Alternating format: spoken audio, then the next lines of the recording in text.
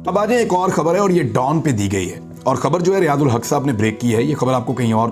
अभी मैंने नहीं पढ़ी और मुझे नहीं मिली, लेकिन ये बड़ी अजीब चीज़ हो रही है। आर्मी चीफ कई मरतबा कह चुके हैं कि वो रिटायरमेंट लेने वाले हैं और वो रिटायरमेंट लेकर जा रहे हैं, लेकिन काबीना की कमेटी बराए कानून साजी, जिसको CCLC भी आप कहते हैं,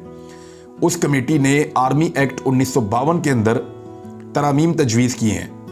और अगर वो जो फैसला उन्होंने किया है कि तरामीम की जाए, ये कैबिनेट में जाएं और उसके बाद कौमी असम्बली और सेनेट से इसको पास कर लिया जाए या ये तरमीम कर ली जाए, आर्मी एक्ट 1952 के अंदर ये तब्दीली कर दी जाए, तो फिर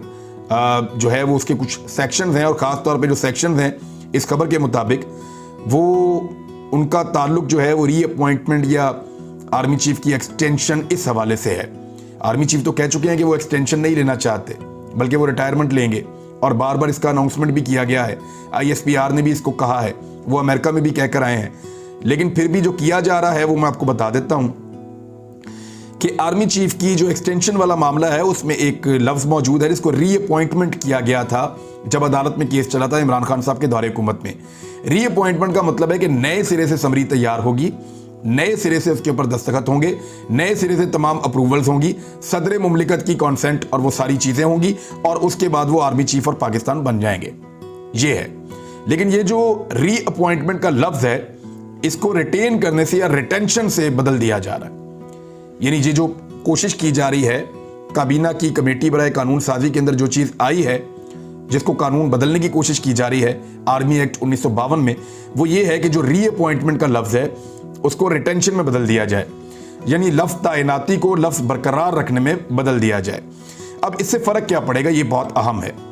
इससे फ़र्क ये पड़ेगा कि अगर prime minister of Pakistan reappointment करते हैं तो पूरे कानूनी प्रोसीजर को फॉलो करना पड़ेगा जैसे कि एक नए आर्मी चीफ को तैनात किया जाता है। उसमें सदर का दफ्तर इन्वॉल्व होगा, बहुत सारे दफातर इन्वॉल्व होंगे, समरी तैयार होगी, नाम आएंगे, उनके अंदर से चुना जाएगा, अप्रूवल दी जाएगी, वो पूरा एक प्रोसीजर होगा। और सदर आरिफ अलवी जो है उनका ताल्लुक आपको पता है पाकिस्तान तहरीक इंसाफ से है। तो अगर रिटेंशन से बदल दिया जाता है रीअपॉइंटमेंट का लफ्ज़, तो फिर प्राइम मिनिस्टर ऑफ पाकिस्तान यानी शहबाज शरीफ साहब को ये इख्तियार मिल जाएगा कि वो सादा एक लाइन का नोटिफिकेशन जारी करेंगे जिसमें वो ये कह सकते हैं कि prime minister of Pakistan is pleased to retain chief of the army staff general Qamar Javed Bajwa for a period of, और वो अपना पीरियड बता देंगे। तो इस तरह जनरल कमर जावेद बाजवा साहब को एक्सटेंशन मिल सकती है सिर्फ शहबाज शरीफ साहब की एक लाइन लिखने से। अब ये इस वक्त ये चीजें क्यों हो रही हैं, ये सोचने वाली